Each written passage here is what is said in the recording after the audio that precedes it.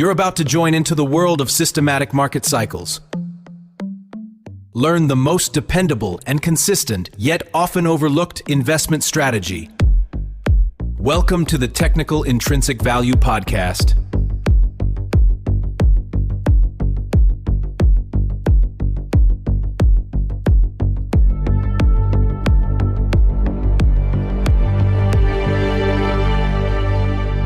Have you ever stared at a stock chart, seen the price completely collapse despite the company posting, record profits, and thought, what am I missing? Oh man, it is a profound, almost visceral frustration, isn't it? It really is. You pull up the 10K, you see the free cash flows accelerating, the margins are expanding. Right. I mean, management just announced a massive buyback, and yet the stock is just an absolute free fall. Yeah, you do the fundamental research, you know how to read a balance sheet, you understand the business model. Exactly. The fundamental reality of the company is basically screaming that it is deeply undervalued, but the market is trading it like bankruptcy is imminent. It defies all conventional financial logic. It makes you feel like the entire market is gaslighting you. Totally. Like there's this secret club making the rules and, well, you just aren't in it. Yeah, and that right there is exactly why we are here today. It is.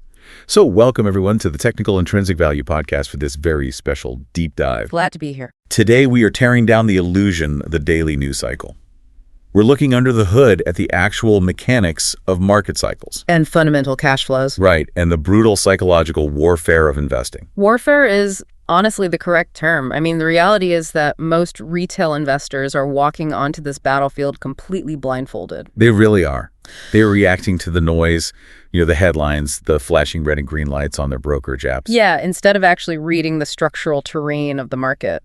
So let's set the stage. We have an incredibly fascinating stack of sources for you today. We do. We are looking at a series of newsletters, real-time market alerts, and these extensive case studies from Nicolau Primavera Carvalho. He is the creator of the Technical Intrinsic Value model. Right, which we will just be calling the TIV model throughout this discussion. Makes it easier to say. Yeah, definitely.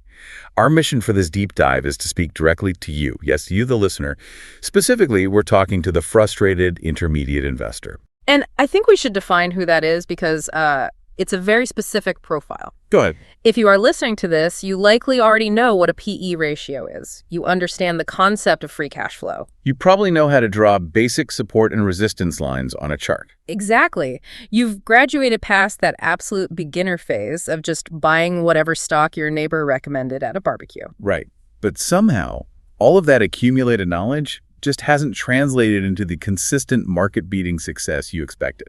You feel like you've studied for the exam, you memorized all the formulas, but you show up and the test questions are written in a completely different language. That's a great way to put it. So we're going to deconstruct how shifting your mindset, moving away from reacting to short-term headlines and towards understanding long-term market geometry, how that can fundamentally change your investment results. But before we dive into the actual mechanics of this, we need to establish a very important disclaimer. Yes, absolutely. All the analyses, the specific stock picks, the price targets, the drawn levels, and the overall methodologies we're discussing today, they reflect the views and research of Nicolau Primavera Carvalho, the author and creator of the TIV model. Right. We are not your financial advisors. We are just impartially reporting on his framework, his data, and his insights to help you understand his unique approach to the market. It's an approach that really demands your attention, especially in the macroeconomic environment we are in right now. Oh, definitely. To truly grasp the value of the TIV model, we have to look at the macro narrative currently gripping Wall Street. The market is absolutely consumed by what Nicolau calls the SaaSpocalypse. The SaaSpocalypse, it sounds like a straight-to-streaming sci-fi movie. It does, yeah. But for anyone holding software stocks in their portfolio over the last year, the pain is incredibly real. The narrative driving this panic is literally everywhere. Wall Street has decided that artificial intelligence, like specifically large language models and generative AI, is going to completely democratize and commoditize software. Right. The fear is that these AI tools will wipe out the proprietary business models of established tech companies. Exactly. They think it's driving the terminal value of legacy software as a service companies straight to zero. Why pay for enterprise software when an AI can just code the workflow for you? That is the prevailing story for sure.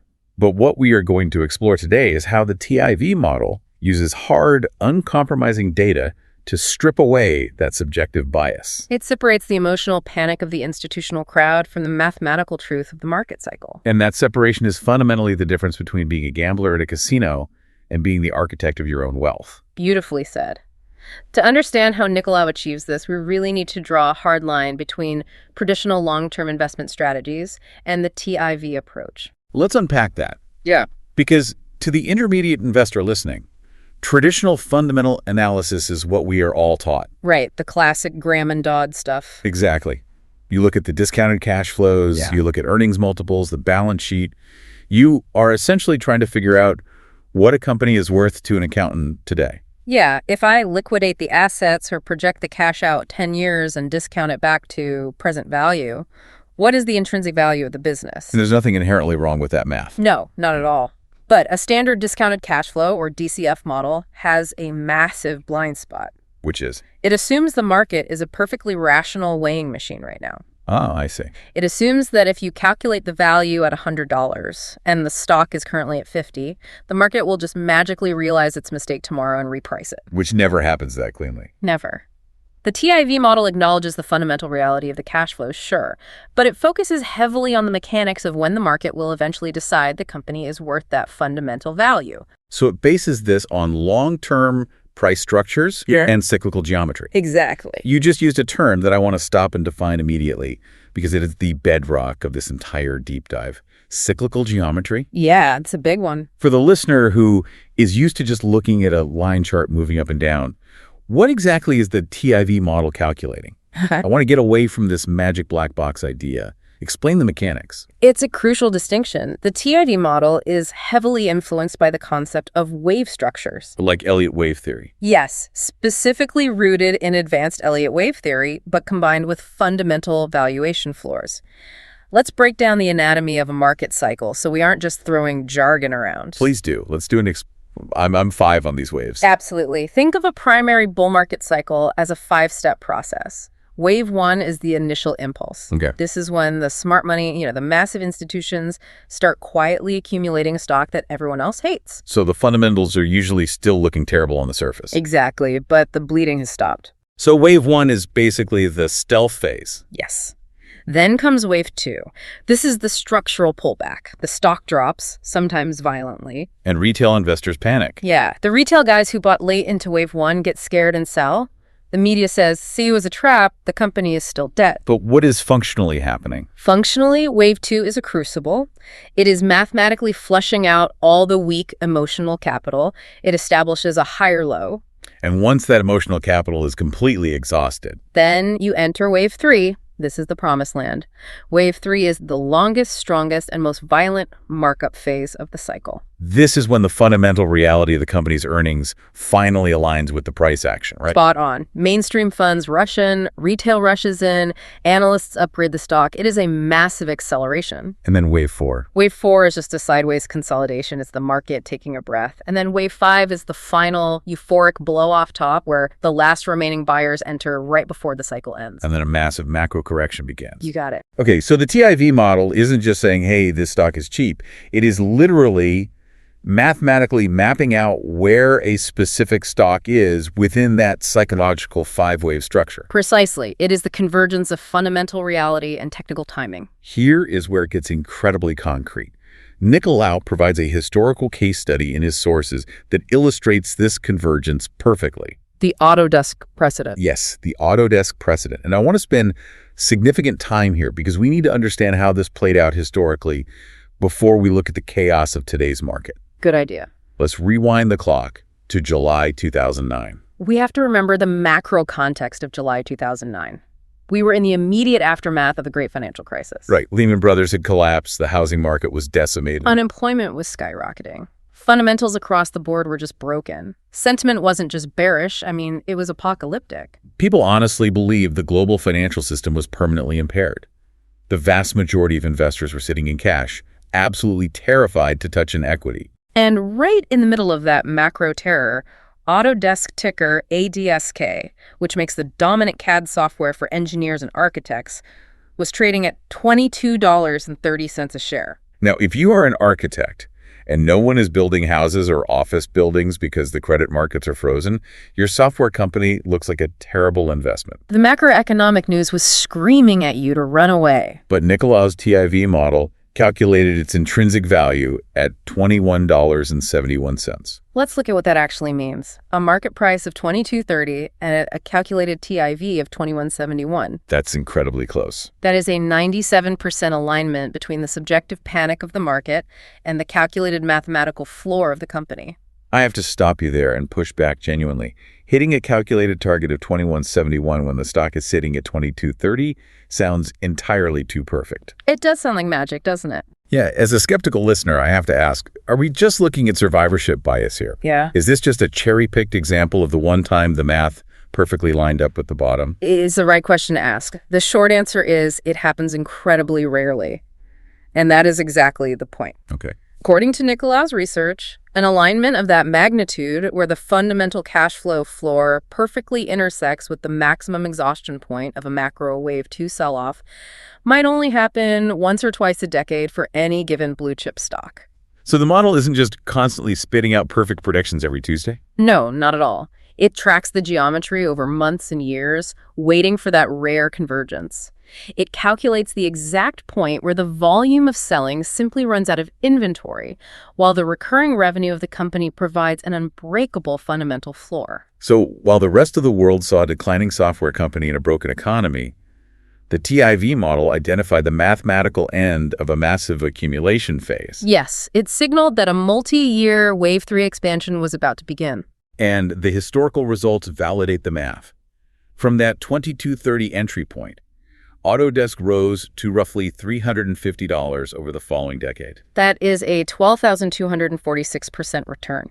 A $10,000 investment would have turned into over $134,000.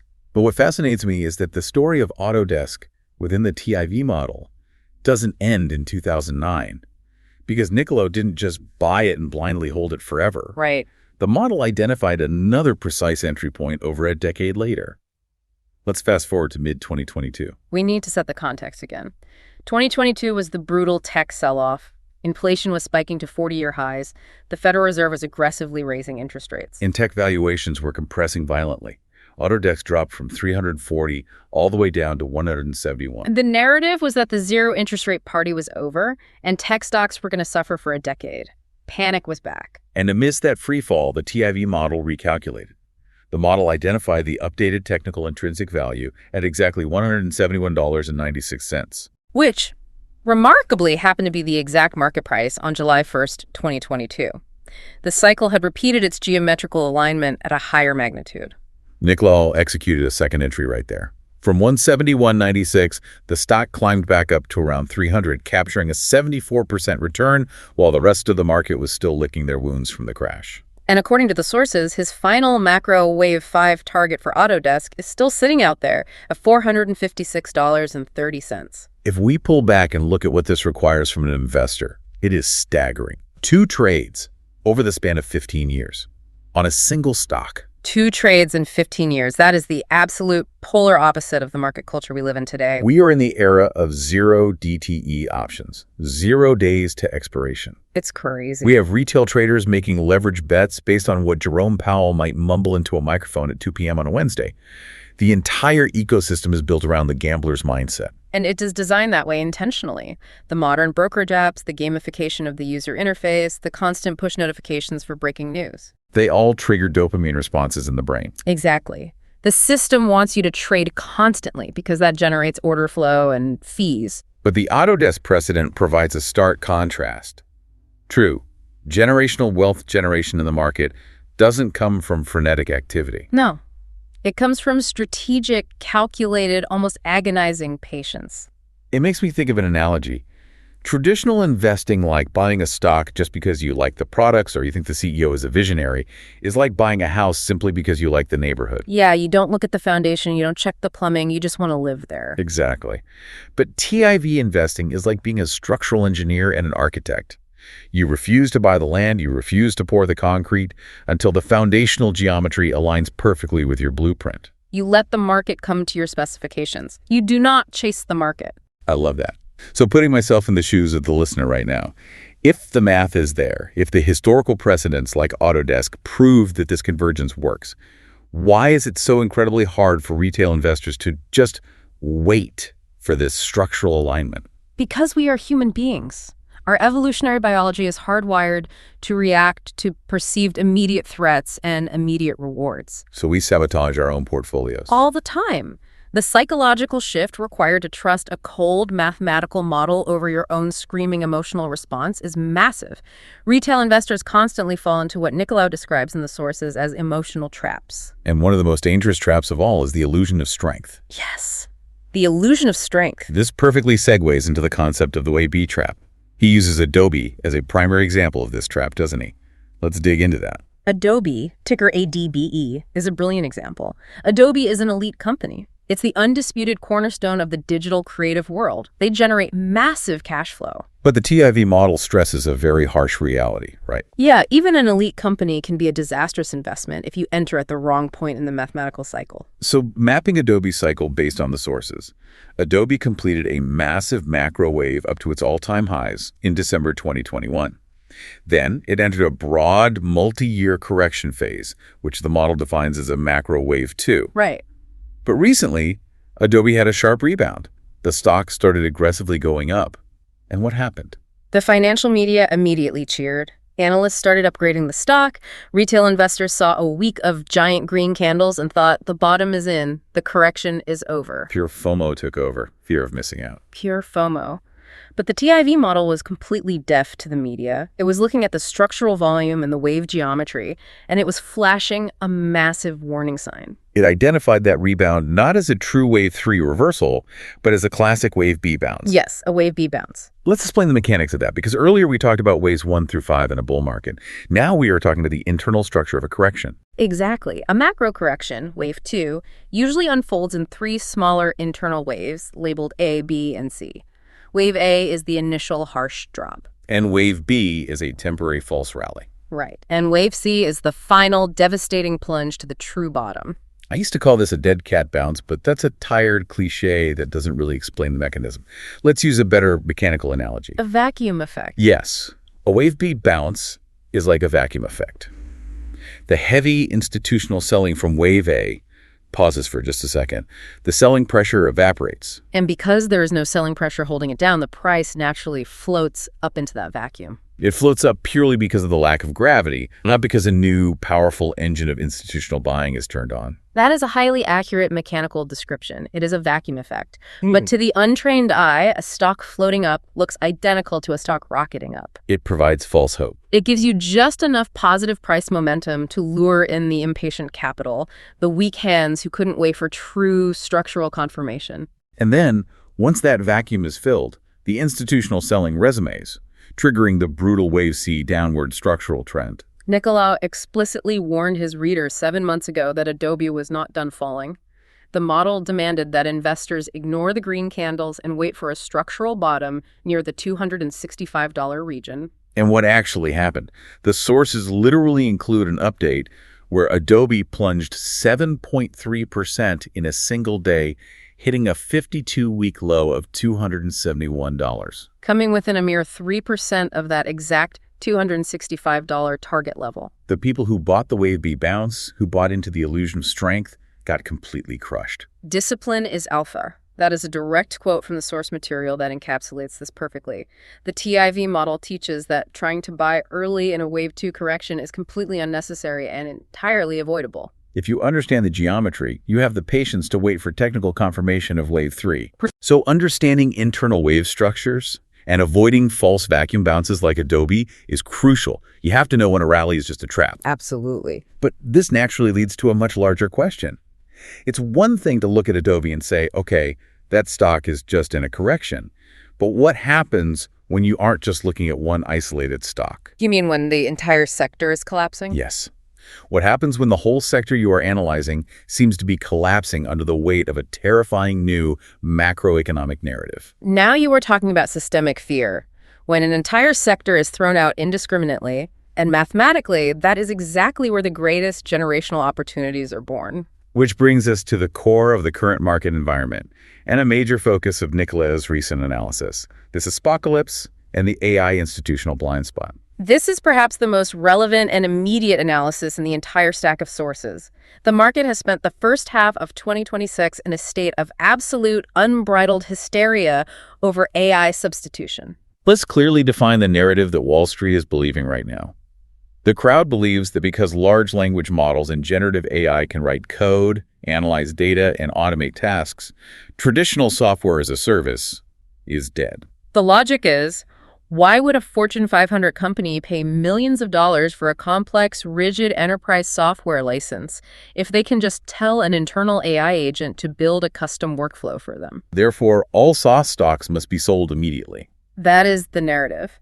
It sounds plausible on the surface, but the TIV model argues that this is an entirely irrational, emotionally driven sell-off when it comes to established market leaders. It identifies a massive institutional blind spot. Yes, the market is looking at AI purely as a threat, the disruptor that will replace software. But for elite companies with massive proprietary data moats, AI is not a threat.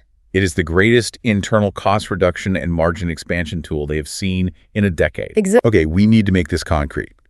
Nicola doesn't just talk in broad macroeconomic strokes. He names specific names and provides the underlying fundamental math. Let's start with ServiceNow, ticker NOW. Good example. The market is treating ServiceNow like it's a legacy dinosaur about to go extinct. What is the actual operational reality according to the data? The operational reality is staggering, and it completely contradicts the market narrative. ServiceNow operates as the IT backbone, essentially the AI control tower for massive organizations. They possess an elite rule of 55 plus efficiency metric. But wait, I need to pause you right there. For the intermediate investor listening, you probably know the rule of 40. Right, the gold standard for SaaS. Yeah, it means your annual revenue growth rate plus your profit margin should equal 40 or higher. If you hit 40, you are considered a premium world-class software company. Correct.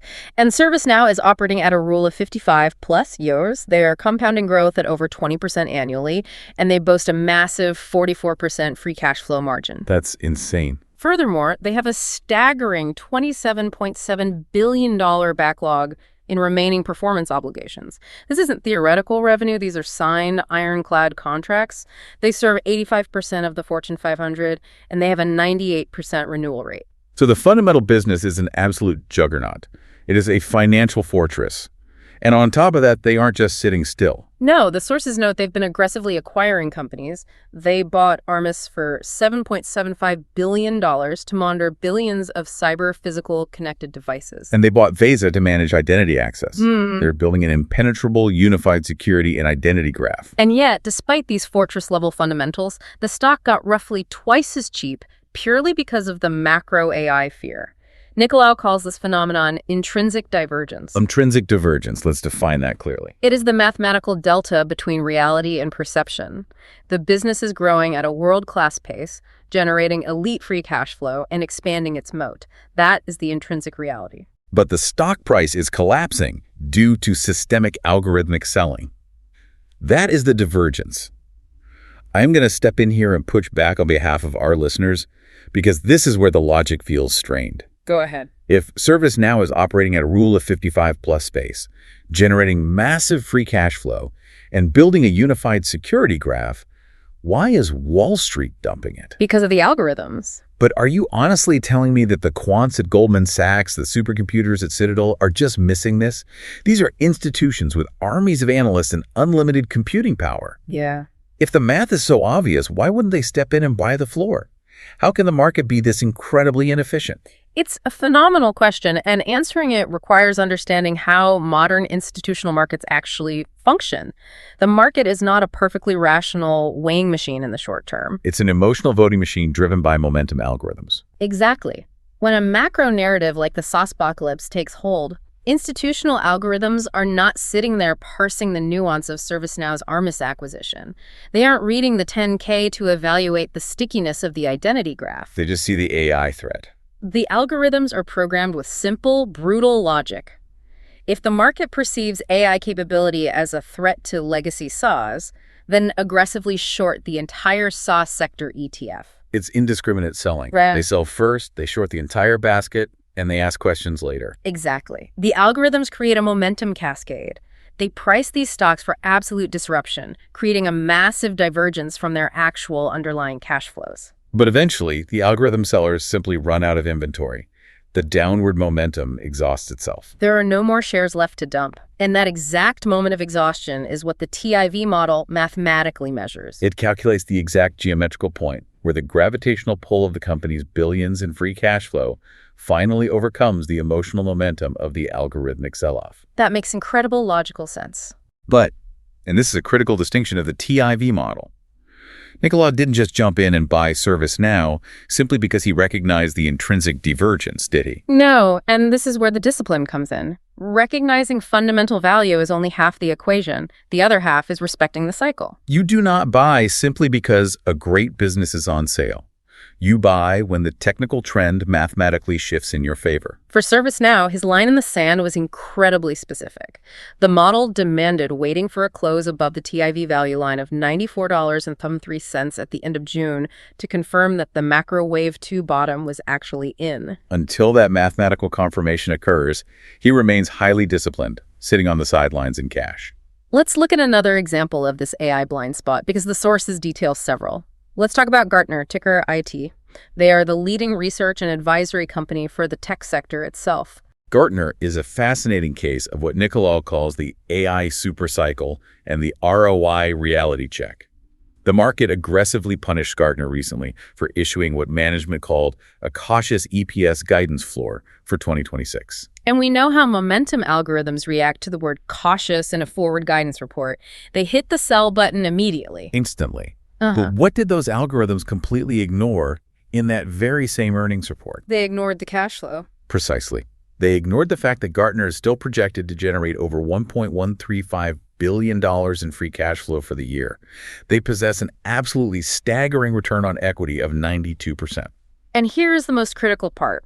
While the algorithmic market was indiscriminately selling off the stock, Gartner's management team was aggressively using that exact price compression to execute $500 million in share repurchases. They were retiring their own stock at a massive discount, permanently increasing the value of every remaining share. So the fundamental engine is roaring, the company is eating its own float, but the price is artificially depressed by fear. How did the TIV model handle Gartner? It mapped out the Wave 2 exhaustion. The model identified that Gartner's multi-year rally needed a structural reset, flushing out the weak retail hands down into the $140 to $150 support zone. But the precision signal, the mathematical trigger to actually execute a buy order, was a weekly close above $165.27. And the sources show that once that specific geometrical level was breached, Nicola successfully triggered an entry at $169.33 in March 2026. He combined the fundamental reality of $1.1 billion in free cash flow with the technical confirmation of the wave structure. As he explicitly states in the newsletter, 1 + 1 = 2. It mathematically transitioned from a corrective Wave 2 into a primary Wave 3 impulse. We see the exact same pattern of intrinsic divergence with FactSet, ticker FDS, a massive financial data and analytics giant. Now, let's unpack FactSet deeply. Because to me, as a layman, a financial data aggregator seems incredibly vulnerable to AI, right? Why pay FactSet when you can just ask an advanced LLM to pull the financial records and run the regressions for you? That's the fear. But FactSet maintains a 95% retention rate. Yeah. Why? What is the fundamental moat? Because FactSet isn't just a static data library. It is deeply embedded into the daily workflow of massive asset managers, hedge funds, and investment banks. Right. More importantly, they have what is called an API-first strategy. While competitors try to lock users into closed proprietary terminal ecosystems, FactSet allows institutions to feed FactSet's verified, hallucination-free, institutional-grade data directly into those institutions' own proprietary AI models via API. So if FactSet isn't competing with the AI, they are the required fuel for the AI. Nicola calls them the pulse of the AI supercycle. And financially, how does that translate? They are maintaining a massive $1 billion buyback program while simultaneously absorbing all the capital expenditure costs of migrating their architecture to the cloud. They are trading at a steep discount, around 12.6 times trailing earnings, despite maintaining net profit margins over 25%. The intrinsic divergence is glaring. The business is vital, the cash flow is massive, but the stock is cheap. And again, applying the discipline of the TIV model, Nicolau isn't balling yet. He has a strict Q2 mathematical trigger waiting at $193.08. If the stock closes above that level at the end of June, he buys. If it doesn't, if the downward momentum hasn't exhausted, he does absolutely nothing. Exactly. Now, let's pivot slightly here because there is a massive debate we need to tackle, one that is crucial for the intermediate investor. When we talk about what companies do with all this free cash flow, like Gartner and FactSet doing buybacks, it inevitably brings up the whole dividends. Yeah. Everything you should know. Debate. Yes. The dividends safety blanket. Retail investors love to retreat to dividend strategies when the market gets scary. They really do. They see a tech stock dropping and think, well, let's just go buy a legacy telecom or utility stock because it pays a 6% dividend. It's the classic dividends. Everything you should know playbook. And Nicolau's data shows exactly why that mindset can be a massive value trap, particularly in these macro wave corrections. Let's break that down.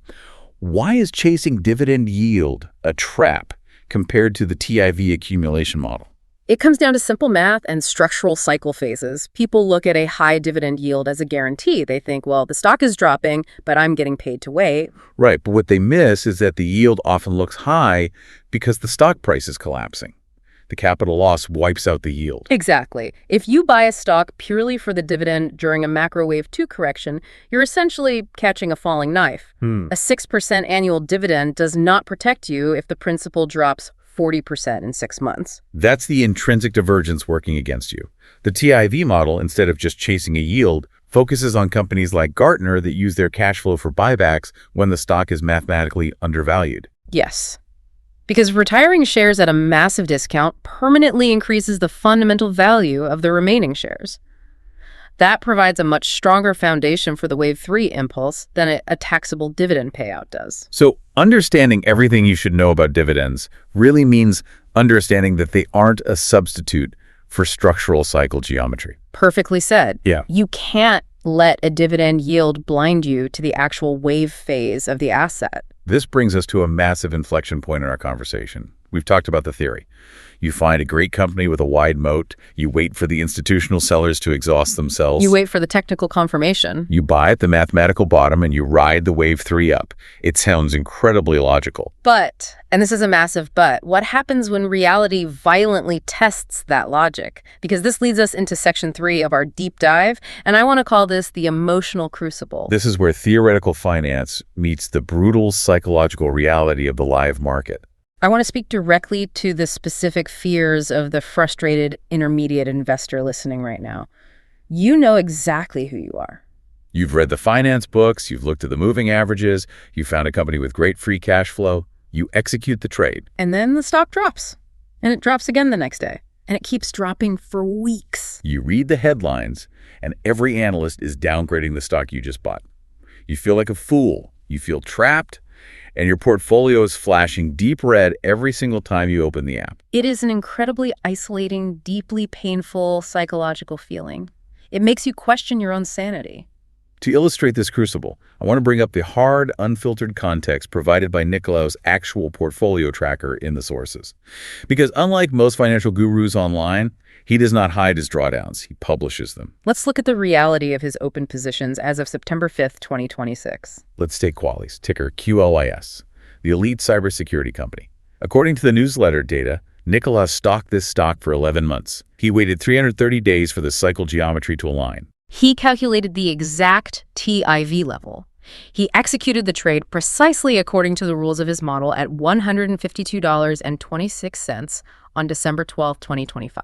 A textbook execution based on the convergence methodology. But today, as of the time of this source data, Qualys sits at $94.28. That is a massive drawdown. Let's look at Salesforce, ticker CRM.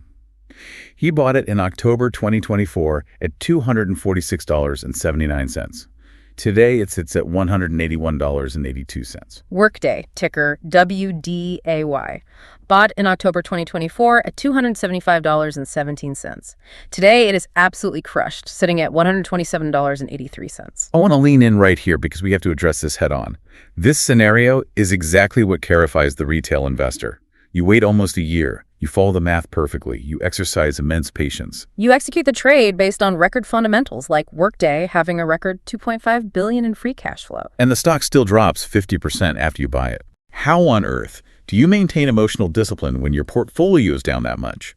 Why shouldn't a retail investor just capitulate, sell everything at a loss, and assume the entire PIV model is broken? That question is the ultimate psychological test of not just the TIV model, but of investing itself. And to understand how a practitioner of this model survives that emotional crucible without panic selling, we have to deeply understand what the mathematical model is actually defining. The TIV model does not promise immediate green candles the day after you buy. It is not a magic wand that perfectly top ticks or bottom ticks the exact cent of a reversal every single time. What the model calculates is the structural phase of the market. The geometry of the cycle. Yes. When you buy into a macro wave 2 correction, or the model identifies as an early accumulation phase, the price action can still experience what Niccolo defines as an exhaustion gap. The stock can still drift significantly lower. Let's look at the mechanics of this. Why does it drift lower?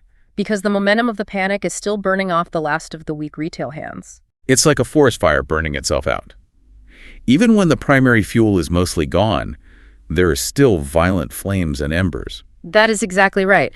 If we look at volume versus float, the massive institutional dumping has stopped, but there is still a trickle of retail panic selling into an empty order book. When there are no buyers stepping in yet, even a small amount of volume can push the price down drastically. That is the exhaustion gap. So why doesn't a TIV investor panic sell when Workday drops from 275 down to 127?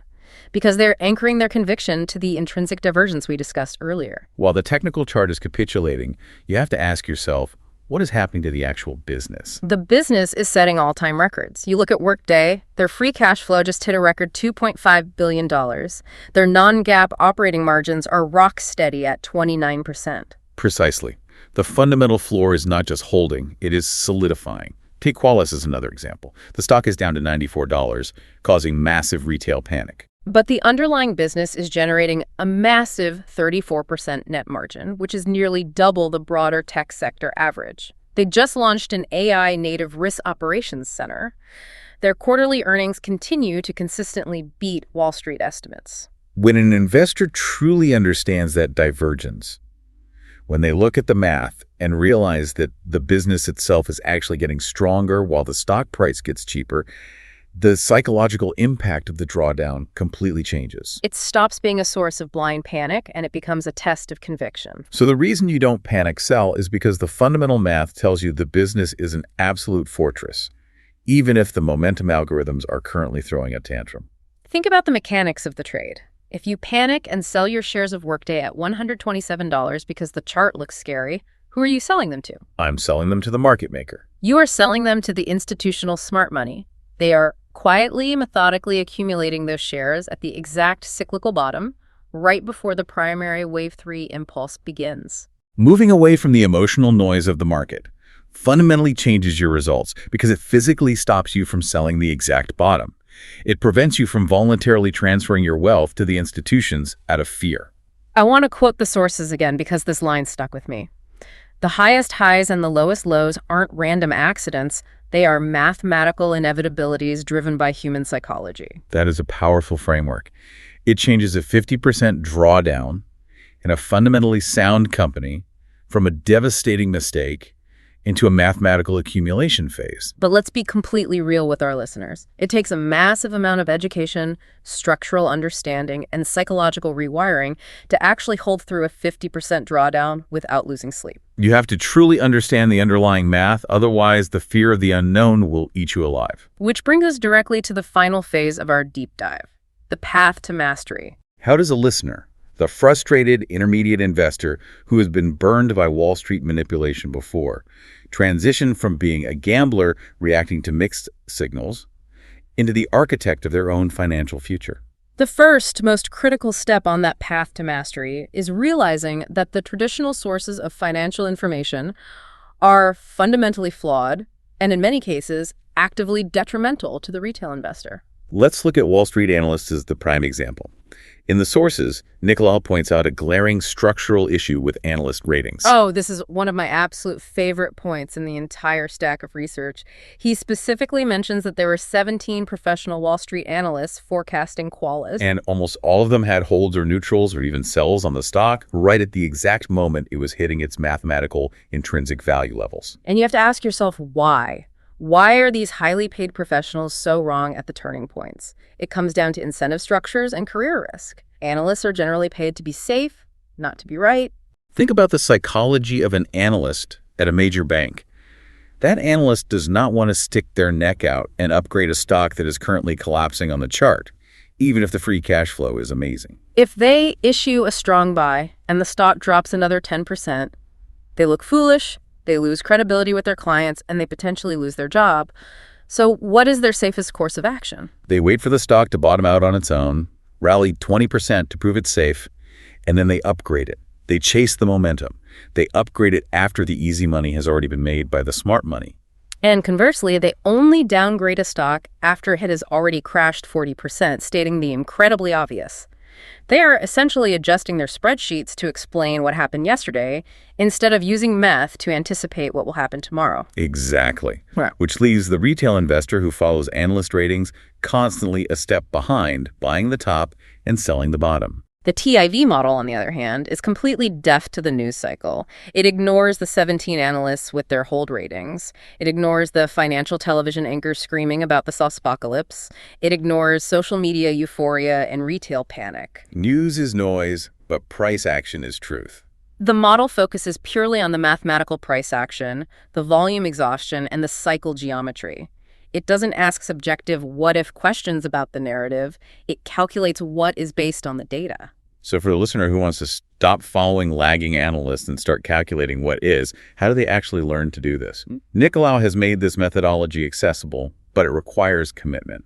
First, for anyone who wants to fundamentally rewire how they look at market structures and business valuations, you need to read his book. It's titled Technical Intrinsic Value, and it is available right now on Amazon. The book details the exact 15-plus year hybrid framework he uses to blend long-term macro cycle analysis with hard intrinsic valuation. The book is the absolute foundation. It provides the logical base, the mathematical formulas, and the detailed historical precedents like the Autodesk example we spent so much time on today. It teaches you how to map a fundamental cash flow metric onto a technical chart, allowing you to spot intrinsic divergence for yourself. But for those who want to go beyond the book, for those who want to truly master this hybrid model top to bottom and apply it in real time, Nicolau offers the Technical Intrinsic Value Program. And I want to be very, very clear about what this program is, because it is the exact antithesis of those mass market get-rich-quick trading courses you see heavily advertised on social media. This is an exclusive, high-integrity mentorship program. It is strictly limited to a maximum of 5 students at any given time. I want to highlight the significance of that. Limiting a program to 5 students is a profound statement of intent by the creator. It mathematically ensures that the mentorship is incredibly deep, highly personalized, and relentlessly rigorous. You cannot mass-produce mastery of advanced cycle geometry and intrinsic cash flow modeling. It requires dedicated one-on-one focus. Exactly. Think about the sheer patience required just to get accepted into a mentorship limited to 5 people globally. That requirement acts as a massive filter. It filters out the instant gratification gamblers immediately. If you can't patiently wait for a spot in the program to open up, you definitely do not have the psychological patience to hold a stock like Qualys for 11 months waiting for a cycle to align, or hold through the flames of a wave 2 exhaustion phase. If you are a frustrated intermediate investor, if you are ready to stop playing a game where the rules keep changing and you want to start trading with the mathematical cycle instead of against it, you can join the waiting list for this highly exclusive mentorship program at www.technicalintrinsicvalue.com. If I connect this back to the broader picture of everything we've discussed today, particularly that painful emotional crucible of holding through drawdowns, engaging in this level of deep mentorship, and rigorously studying the framework in the book, is the exact antidote to market fear. Fear is born from a lack of understanding. When you don't understand the mechanical reasons behind a 40% drawdown, your mind fills that void of knowledge with panic. But once you understand the math, Once you can clearly see the historical geometry of how a wave 2 exhaustion phase naturally transitions into a massive wave 3 markup, the fear simply dissipates. The emotion is replaced by cold calculation. Discipline is the bridge between a plan and a profit. That is the ultimate takeaway of the TIV methodology. Okay, let's bring this all together. We have covered an immense amount of ground today, diving deeper than we ever have before into the mechanics of the market. We started by dissecting the traditional flaws of discounted cash flows and looking at the Autodesk precedent, how a stunning 97% alignment between market panic and intrinsic value led to a 1,246% return over a decade, and how the model patiently repeated that exact success in 2022. We extensively explored the psychological illusion of the SaaSpocalypse, revealing how algorithmic fear and momentum selling are completely mispricing the true data moats, the unified security graphs, and the elite free cash flow generation of fortress companies like ServiceNow, Gartner, and FactSet. We stared directly into the abyss of the emotional crucible, addressing the painful, real-world reality of holding drawdowns in stocks like Qualys, Salesforce, and Workday. And we learned the mathematical mechanics of why record fundamentals provide the structural anchor required to hold through that cyclical exhaustion gap.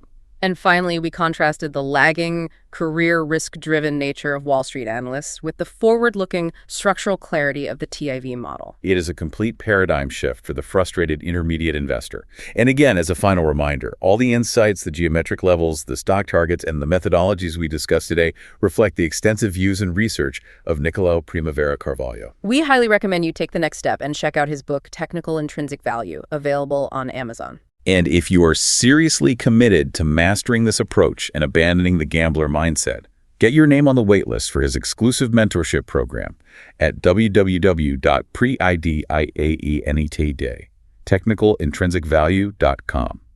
The market is an incredibly complex, often brutal mechanism, but it is not entirely random. It leaves mathematical footprints if you know how to read them. To close us out today, I want to leave you, the listener, with a final thought to mull over. Something to critically ask yourself the very next time you open your brokerage app and see a sea of red. The financial ecosystem desperately wants you to believe that investing is merely a reaction to the daily news cycle. It wants you hyper-focused on the micro fluctuations, the daily panics, the analyst downgrades. It wants you to feel anxiety. But take a massive step back. Look at the long-term, multi-year geometry of a stock chart. The highest highs of a euphoric bull market and the lowest, most terrifying lows of a crash aren't random accidents. They are mathematical inevitabilities driven by the aggregate of human psychology swinging violently from euphoria to despair. The next time you feel that overwhelming biological urge to panic sell a great company simply because of a terrifying headline or a red candle on a chart, stop and ask yourself, are you reacting blindly to the emotional noise of the crowd, or are you reading the structural geometry of the cycle?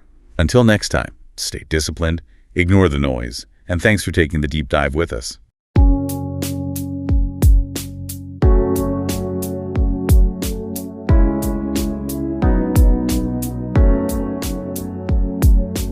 That's it for today. I'll see you in the next episode.